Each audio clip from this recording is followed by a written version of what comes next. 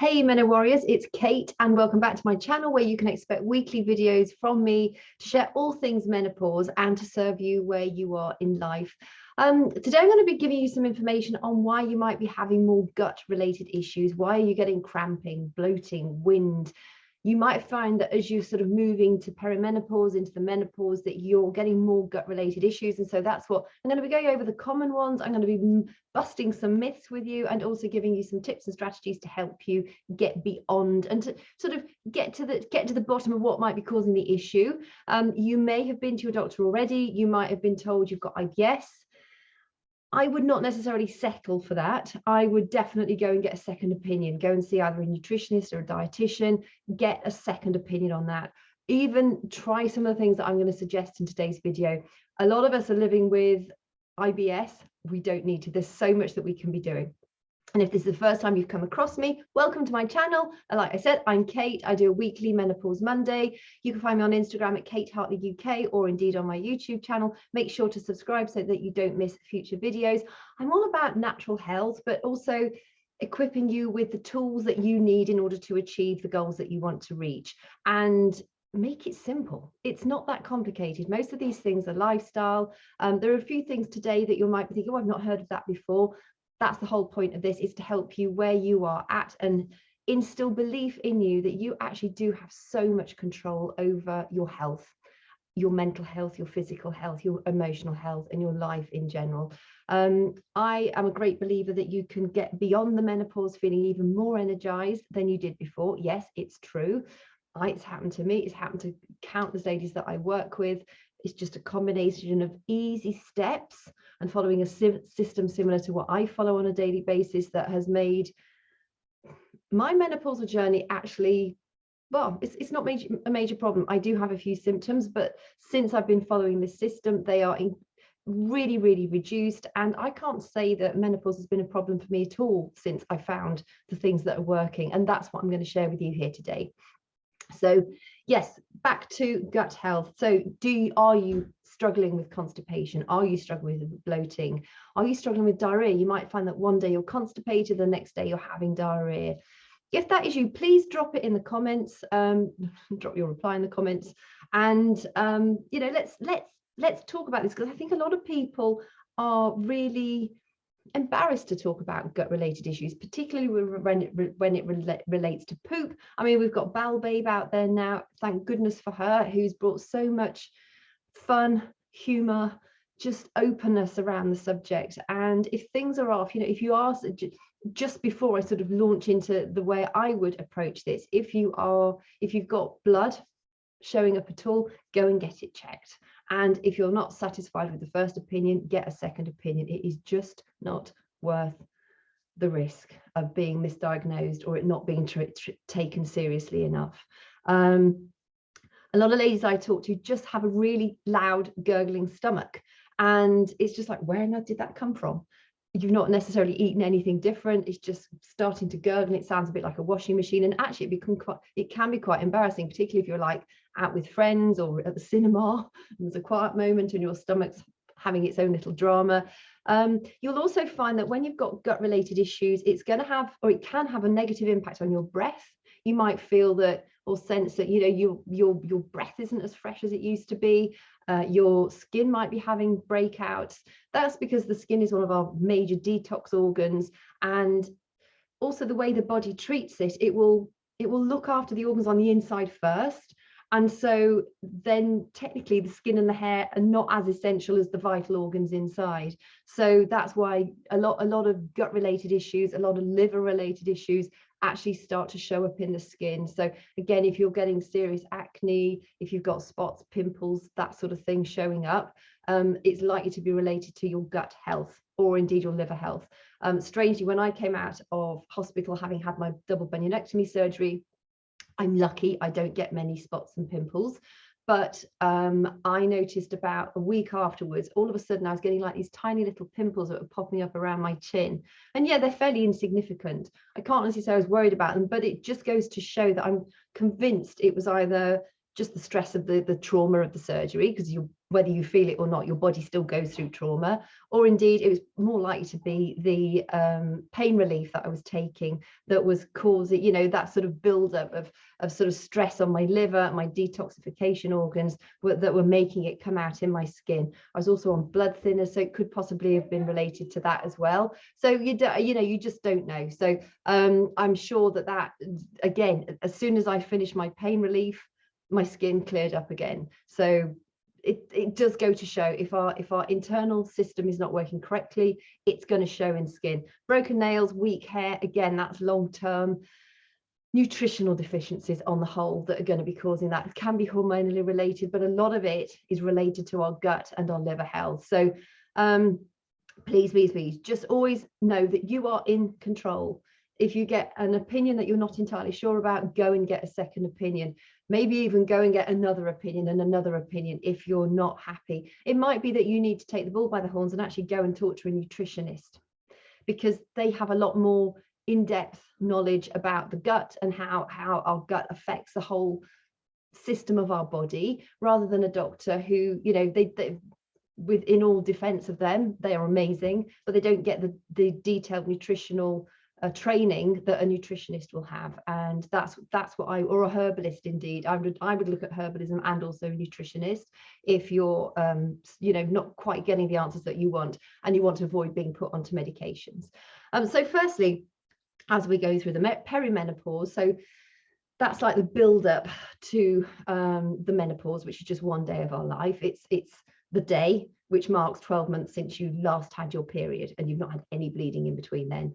Perimenopause is pretty erratic because that's when the hormones are going up and down, and your progesterone's falling very fast, your estrogen's falling, your testosterone is falling, and that creates all sorts of imbalances in our system. Estrogen is tightly related to serotonin, one of our feel-good hormones. And as our estrogen levels drop, so does our ability to create as much serotonin. Serotonin is one of our happy hormones, and it has a couple of important impacts that we need to be aware of. So as serotonin falls, as estrogen falls, and we're not able to make quite so much serotonin, essentially what happens is the motility, so how food moves through our digestive system, actually starts to slow down as well. Serotonin is also, like I mentioned, one of our happy hormones. So if not, we're not making as much of it as we used to be. We're likely to be getting the mood swings and the low mood associated with menopause. So be aware of that. Again, it ties into how important our gut health is. And at the end of this video, I will give you some tips on how you can maximize your gut health and bring back, you know, do as much as you can to make sure that you're getting those good serotonin levels. Getting outside is an important one as well. So firstly, as our gut motility slows down, it can cause constipation, but it can also speed things up because it's erratic. So one day we might have falling estrogen, the next day we might have higher estrogen, especially during those perimenopausal years. So it's not completely out of the blue that you might be constipated one day and have diarrhea the next. That is largely related, or it can be largely related to those motility issues that, you know, you're going through because of your falling and rising estrogen levels. Estrogen also affects our bile production. Bile is really important. Bile helps us digest, so it turns fats into fatty acids, which we can then digest.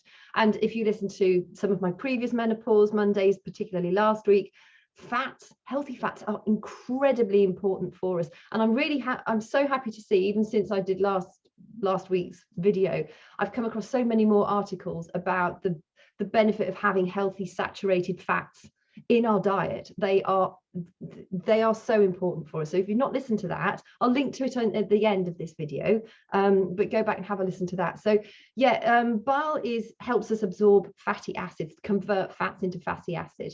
And when our estrogen levels fall, it can also have a negative impact on our bile production. Bile is also a natural antimicrobial. So it helps to prevent things like SIBO, so bacterial overgrowth. Just helps to keep things nice and clean as they should be in our, you know, in that area of our bodies. And so, yeah, that can lead, so as bile falls off, it can lead to increased bacterial overgrowth, which might lead to more yeast infections. It's going to increase inflammation in the body, and it can also lead to constipation. Now, I want to go into acid reflux too while I'm talking about bile, because there's a bit of a myth about acid reflux. A lot of people think having too much acid in our digestive system is the cause of acid reflux. Actually, it's quite opposite, the contrary. It's quite often the contrary. So when you haven't got sufficient acid, the digestive acids in your tummy, it means that you're not breaking down the food efficiently enough. And to get food from the tummy into the small intestine, it has to be really small. Well, if the food's not been broken down enough, and we're often guilty at making that even more difficult, because how many of us like chew 3 times and then swallow it? We really should be chewing our food more, because it helps that whole digestive process. It's just like, let's help ourselves. So next time you're eating food, try and be more conscious about chewing it for longer. Chew it so that you're swallowing paste rather than chunks of food in an ideal world. But basically those bits of food are sitting in the stomach for longer, and they can putrefy, which is going to cause more gas in your stomach. It's going to cause more burping. It's going to cause more discomfort and bloating. And it's going to sit there until it's small enough to actually be moved through into the small intestine. You need to know also that stress can suppress the secretion of stomach acid, because there are a lot of S's in that. A lot of us go into the menopause in quite a stressful state. Our lives are busy, aren't they? And when we go into the menopause, I've covered this a lot in previous videos, but just briefly, if you're new to the channel, when we go into menopause and our ovaries go into retirement, the adrenal glands do back up the ovaries, so they help to create estrogen. Well, because we're all quite tired and stressed, a lot of us are, with our busy lives, the adrenal glands are already quite tired. So for them to actually then say, yeah, okay, I'm going to give you some more estrogen because you need it, it's harder for the adrenal glands to do that because they're already tired. It also means that because they're already under some stress, they're going to be releasing even more cortisol, one of our stress hormones, into the body. And cortisol will slow down our digestive processes. When you think about it, when you need to, the fight and flight effect. So if there's an intruder, or you're being, I don't know, a bear or something, you should never run away from a bear, by the way, but say an intruder, and you either freeze with fear, or you fight the intruder, or you leg it, you run away, the flight. But essentially, when that happens, when your body has gone into that fight and flight response, all the blood is taken away out of your digestive system, because essentially you don't need to be worried about eating a meal, digesting a meal when you're running or fighting for your life. So all the blood gets taken away from the sort of digestive system and pulled into our muscles, where we need the power, the extra power, in order to be able to run fast or to defend ourselves. And so but it doesn't need to be an intruder. That low grade constant stress, that low grade anxiety that you might be experiencing in life, that has a cumulative effect. And stress is ever so detrimental to good digestion. So just be mindful of that. I know we say how important things like meditation are, yoga, exercise, that sort of thing, in order to help us manage stress more effectively. We're not just saying that, it's true. And it's just really important that you understand the impact that stress has on your entire system, but it also has a negative impact on your gut health. So if you have got gut related issues, to start some relaxation methods would be incredibly important to you. It will do you a lot of good. Also, if you're low in magnesium, a lot of people don't eat enough magnesium rich foods. Yes, you can get magnesium supplements. That is also the perfect storm for acid reflux, especially if it's combined with low stomach acid. So foods high in magnesium are things like dark chocolate, yay, but it needs to be about 70% cocoa solids plus. Avocados, yay. Nuts, yay. Legumes, yay, but they make me really gassy. Things like chickpeas, lentils, that sort of thing. Some people can digest those better than others. I love them, but they do make me gassy. Tofu, seeds, whole grains, fatty fish, bananas, leafy greens, of course, leafy greens, always leafy greens. Eat more leafy greens, eat more cruciferous vegetables. They're incredibly important for us as well. I'll go into the cruciferous vegetables in a little minute, but that was for the magnesium rich foods. Magnesium helps to combat constipation. It's also a great relaxant. If you're struggling with a lot of stress or sleep disorders, increasing your magnesium is likely to help. Estrogen and cortisol. So again, I went over cortisol briefly before, but just sort of going over that, lower levels of estrogen are linked to higher levels of cortisol in our gut, and you know that affects the transit time that it takes, affects our motility, so it can affect the transit time that it takes from food to go from here right through to the other end. And like I just mentioned, it's you know, when we're in times of stress, that all slows down. Estrogen and osmosis. Now, if you have an imbalance of estrogen and progesterone, another very important of our sex hormones, it can actually cause water retention and bloating. And this is another myth. Now, people who have bloating often say to me, but I hardly dare drink water because I just bloat out. Well, actually, dehydration is one of the reasons you might be getting bloated. Firstly, you've got a lot of stuff going on that you're not diluting enough. We need loads of water. Ideally, weigh yourself in pounds, divide the answer by 2, and that's the amount in fluid ounces that you should drink. So if you weigh 200 pounds, you should be drinking a minimum of 100 fluid ounces every day. And if you're having a lot of hot flushes, if you live in a very hot or a very cold climate, you need to be drinking more than that even. I probably drink, I mean, this is my third pint of the day. I normally drink 6 or 7 pints of water a day, if that's any indication. I weigh about between 135 and 140 pounds. Yes, if you're new to drinking more water, you are likely to be going to the toilet more frequently for the first 2 weeks, but your body will readjust. Essentially, it's quite interesting. It's not just around your belly either. It can be all over the body. So you might find your rings are getting tighter, and anything, ankle chains, your ankle chains, your waist, you know, your clothes might be fitting tighter, and that's basically, it can be down to the fact that you're dehydrated and that you've got this overall bloating. So essentially what happens is it basically comes down to the basic principles of osmosis. If the cellular concentration of fluid is greater inside the cell than it is outside of the cell, then by osmosis it will pull that fluid from inside of the cell to the outside of the cell, which essentially can lead to that bloating. So you just make sure you're drinking plenty of water. Water helps on every single level, even without understanding the mechanics or the science behind it. Just drink more water.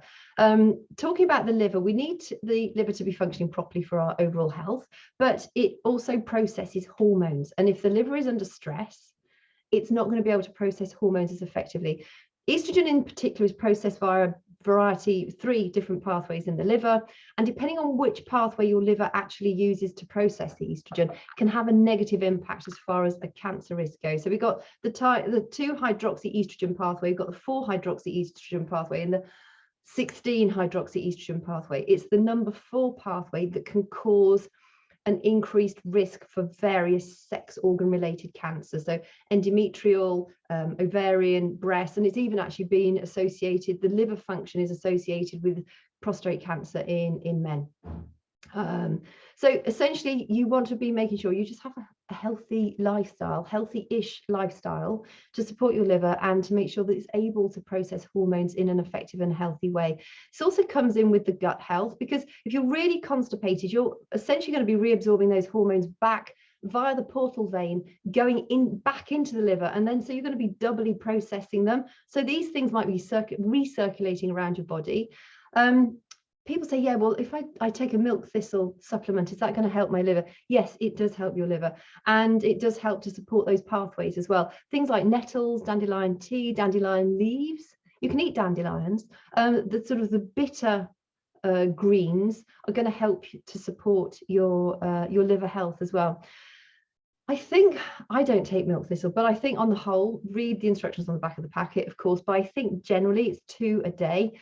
And if you're having it to support a boozy night out, for instance, I've heard that you take 2 before you go out for a session and 2 when you get back, and that's supposed to sort of help you as well. But I think with things like milk thistle, it's a supplement to help your liver get healthy. It's down to you to keep it healthy. So people probably have varying opinions on things like that, but I would say use it to help you get your liver to a good health, and then make sure that your lifestyle supports that liver, that you don't have to keep relying on those supplements.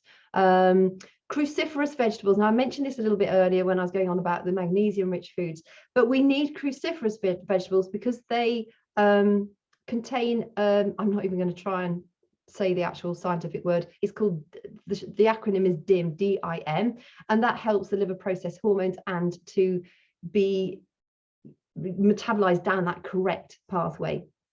If you have fatty liver, a lot of people who are middle-aged, you might have bloating from a fatty liver. I'm talking about non-alcoholic fatty liver here. That's going to make your body already be in an inflamed state, which is also going to be adding more stress to your body, which is going to be increasing those cortisol levels, and that can make your menopausal symptoms worse. Things like omega-3s are great at reducing inflammation. Healthy fats are great at reducing inflammation, as you know, and also helping to combat non-alcoholic fatty liver disease, as well as exercising, eating plenty of green veggies, DIM, cruciferous vegetables. Even if cruciferous vegetables make you a bit bloated and gassy, some of them do, stick with it. It will get better. In fact, you can even get a DIM supplement from your health food shop. That is one of those that if you really struggle to eat vegetables and you find cruciferous vegetables really make you struggle, I think that's probably one of those supplements that is wise to take long term, is the DIM supplement. Also, give your liver a break. Intermittent fasting is fantastic for our liver health and our overall health. Cut down on booze, cut down on sugars, cut down on processed foods. You'll find that a lot of foods that are labeled low fat are higher in sugar, so just be aware of that. And like I mentioned earlier, liver under stress and the bowels, when they're backed up and you're feeling constipated, you're reabsorbing the toxins. So yes, it has a negative impact on hormones recirculating and an increased cancer risk, but also your skin will show it. So you might find that you've suddenly started to develop eczema. You might have funny skin conditions appearing that you can't explain. You might have sudden dry patches that can be related to your liver under stress. So essentially, we need to support all our detoxification organs. The liver, the lungs are a detoxification organ. They help, you know, remove the carbon dioxide. It helps us survive, and other stuff. Kidneys, and obviously the skin. So I'm going to go over the things that are going to help you now. Digestive enzymes. These are going to help you break down your foods correctly. They're going to help with acid reflux. They're going to help things keep moving along nicely, and they're going to help to reduce bloating. I take digestive enzymes every single day in my superfood shake. I know a lot of you ask about what I drink every day. That also contains adaptogen herbs, which is what I was going to come on to next. Adaptogen herbs are powerhouses. They help us manage stress more effectively, which is brilliant through the menopause. They help with hormone balance. They help with gut health even further. So I take a blend of digestive enzymes and adaptogen herbs and extra fiber. Even though I eat loads of fruit and vegetables, it also has fiber in it as well. So again, and live bacteria. This is my next one, live bacteria. We need healthy probiotics that help the healthy bacteria in our gut to thrive. The bacteria is very, very important in helping us get the nutrients out of our food. But those bacteria also need food, and that's what is known as the prebiotic. And vegetables, again, are incredibly important because it's the fiber in vegetables, as well as the minerals and the vitamins and the antioxidants that we get from them, of course. But it's the fiber that feeds. So the fiber is the prebiotic that feeds the probiotics, the healthy gut bacteria. Be mindful that when you're buying things that say they've got live bacteria, make sure it is a type of bacteria that can actually survive the digestive tract, the trip through the digestive system. A lot of them don't, and a lot of them cost a flipping fortune, and also a lot of them are very high in sugar. So just be aware of that. I would just do a bit of Googling yourself. Like I say, the one that I take is part of my superfood sachet that I take every day. If you want more information on that, let me know. I will send you some details through. But just be mindful that marketing at its best would encourage you to drink some of these things, and they're actually not very good for you, and they don't, the live bacteria are dead by the time they get down to the colon, the large bowel, which is where live bacteria largely do their job. Also, we mentioned magnesium. Magnesium citrate and magnesium glycinate are particularly good for constipation. There's various forms of magnesium, but those two in particular are good. Obviously, keep drinking plenty of water. And finally, what am I going to say? Exercise. Yeah, you got it. Hooray! Exercise. It is so important. I'm going to go over it. Why? Because it helps us manage stress. On particularly stressy days, I can start my workout feeling completely lacking of motivation and completely, and after my exercise, it's just like, yeah, babe, did it. Yeah, you're on a winner. My inner Boudica has come out again. And sometimes I need to force her out because sometimes she really doesn't feel like coming out. Apart from the fact it makes you feel more energized, exercise does give you energy. It helps to keep your skin clear through sweating. It helps to keep those lungs healthy through increased breathing, which is also going to help deliver nutrients and oxygen around the body, which are incredibly important, as well as increase our blood circulation, which is going to help, and lymph, which is going to help take the nasties away from our bodies.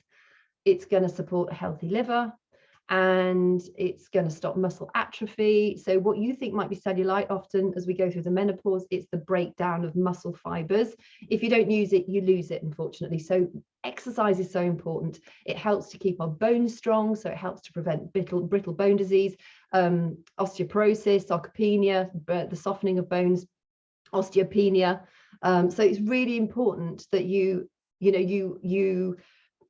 are doing exercise. We all need to be doing exercise. You can choose the type you do, ideally involving strength training, definitely, stretching, flexibility, stability, relaxation as well, exercise for relaxation. It gobbles up the stress hormones, but it also floods your system with feel-good hormones, those endorphins. If you need any help getting started with exercise, that's what I'm ninja at. Ninja. Exercise and menopause. I can help you do both. So yes, message me if you want some information on the superfood blend that I take every day. I think it's absolutely instrumental. I've got loads and loads of testimonials from people with things like fibromyalgia, rheumatoid arthritis, depression, all sorts of gut related issues. There are so many testimonials that I can send to you of people that absolutely swear by it. It's not just me. There's a whole gang of us that love this stuff. And if you need help getting started with exercise, message me. If you just want a friendly chat about your menopause related symptoms and you're not entirely sure, you've watched the things and you're thinking, I still don't really know what to do, just message me. We can arrange a chat. I'm more than happy to do that with you. So thank you for your company today. As always, it's been a pleasure to hopefully give you some useful information. Remember, please subscribe so that you don't miss a future episode. Hit the like button if you wouldn't mind. And I will look forward to catching you again next week. If you've got anything that you want me to talk about in particular, again, send me a message and I will make sure to add that to my ongoing list. So again, thank you for your company and I will talk to you soon.